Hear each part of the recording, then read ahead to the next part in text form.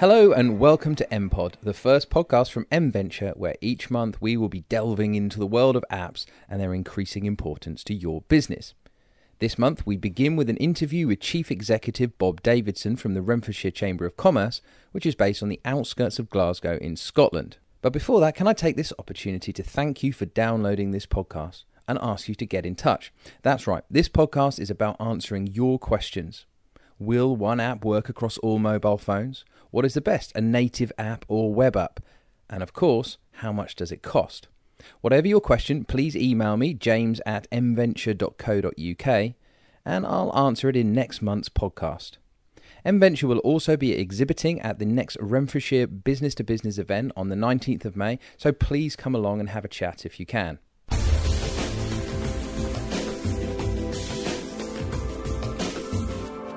Today, mobile phones are more prevalent than cars and credit cards. While it took 100 years for landline phones to spread to more than 80% of countries in the world, their wireless descendants did it in just 16. So it's safe to say that mobile phones may be the most prolific consumer product ever invented. Those words are from Google and are just the tip of the iceberg. Mobile phones, mobile apps, are set to play a crucial role for all businesses.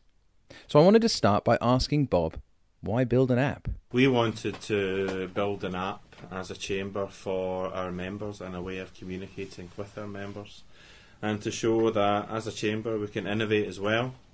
A lot of chambers of commerce have, probably quite wrongly in the past, been associated as being quite out of touch or sort of a old boys school, that sort of thing. We wanted to come up with something innovative, and when the opportunity of working with mVenture and the iPhone app came up, we thought, let's go for it.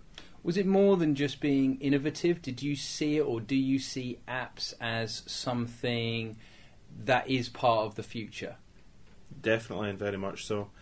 I don't believe apps are just a fad. They've got way too big for it just to be a fad. You just need to look at any of the Steve Jobs, new presentation, new product interviews to realise how passionate and how big his announcements are. I mean, iPad 2 is going to sell out the iPad 1 probably by several times. And it's not just innovation, but it's a whole different way of communicating with people. We just need to go into meetings or network lunches that we have, and iPhones are everywhere, as are BlackBerries and other phones as well. Whether your app is about content or features, the role of an app differs from that of your website.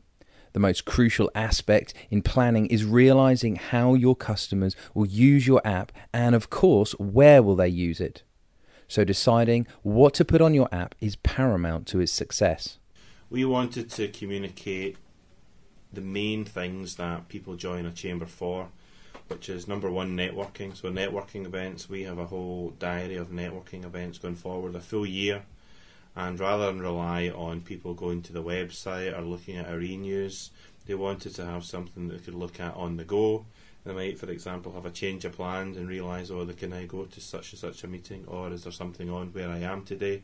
Because last year we had 100 events, so there's a lot of stuff that's out there and it's easy to miss something. So this is another really good channel where they can keep in touch with what's going on from an events point of view. But events is just one part of it. We want to communicate about all the products and services that we have. Sometimes we've had members saying that when I was on the train I was just having a flick through the app and had a chance to look at some of the products and services you got, and I now know more about them. And some people have actually taken on some of the stuff that they didn't previously know about. Often there is a kind of, with any sort of new venture, particularly new technology, there within organisations there's a kind of a political situation in terms of getting things signed off, getting other team members on board. Firstly, what's the response been from your internal members, your board of directors? And then secondly, what's the response been across the UK with other chambers that you must meet with on a regular basis and talk to about the innovations that you're moving forward?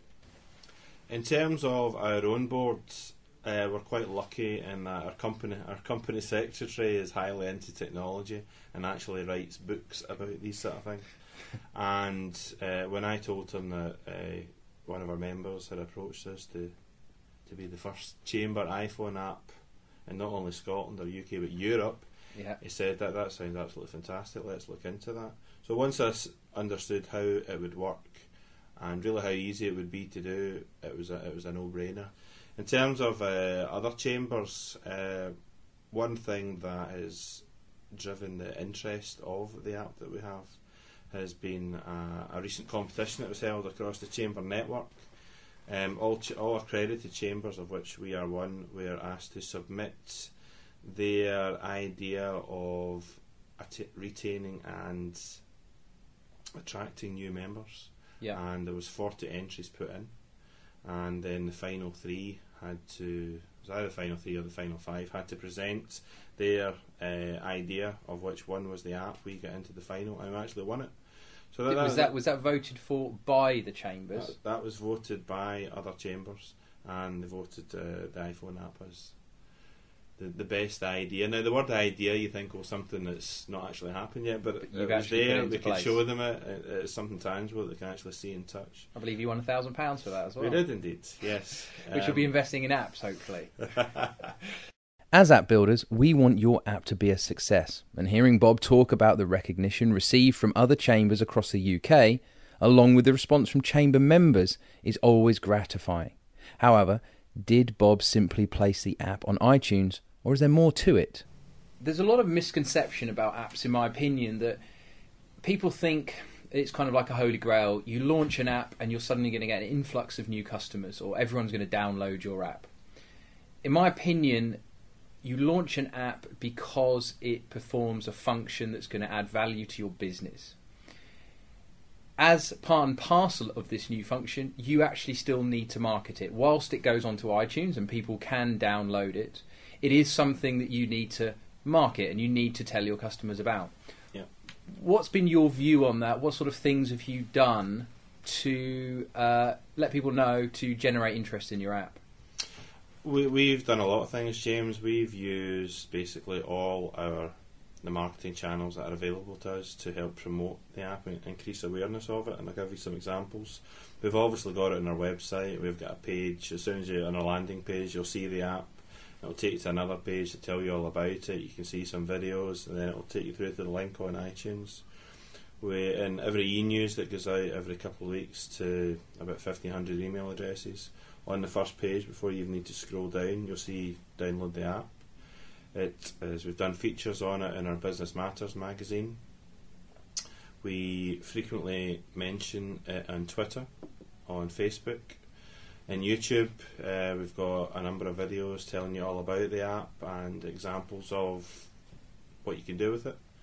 And we've obviously had a seminar with yourself, for interested parties that want to come and speak to other people and find a bit about it. So we've been doing these things, and it's not just, we've done that, tick the box, move on. It's ongoing. We're continually, and quite a number of those things are quite cost effective as well. Yeah, I mean, putting a video on YouTube, tweeting about something, maybe putting in a blog, or having an actual specific landing page on your website, which again is going to help with search engine optimization anyway.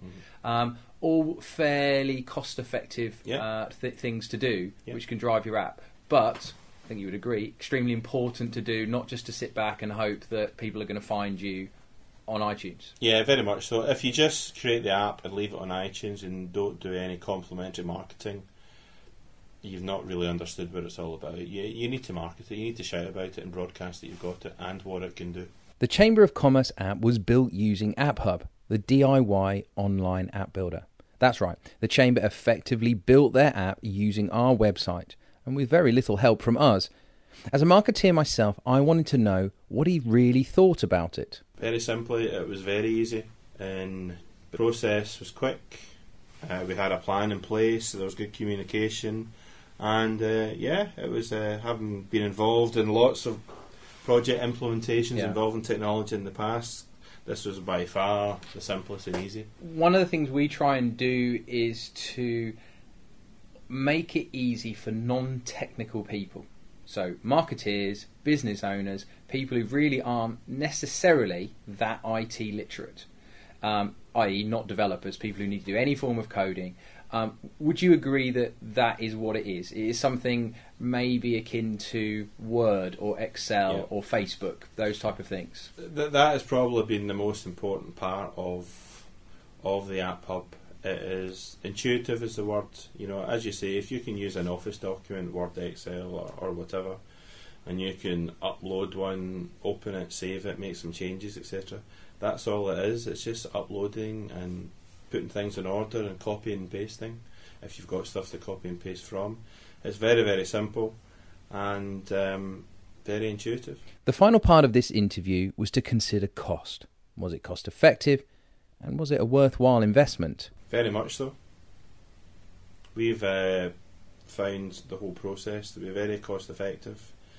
The monthly outgoing for the app we see as great value versus what it can do, and I would certainly urge people to understand more about the app and really consider this as a viable commercial option.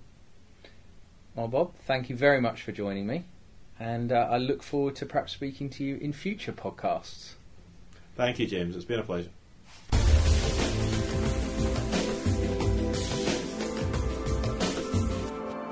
Well, that's it for this month's mPod podcast. And yes, just in case you were thinking it, we did just take the letter M from mVenture and place pod after it. In next month's podcast, I will be giving an overview of apps, which will include where they came from, who downloads them, what's the difference between Apple apps, BlackBerry apps, Android apps, and of course Windows. So until then, please email me your questions to james@mventure.co.uk, and I leave you with this fact. Mobile now accounts for 5 to 10% of all website traffic.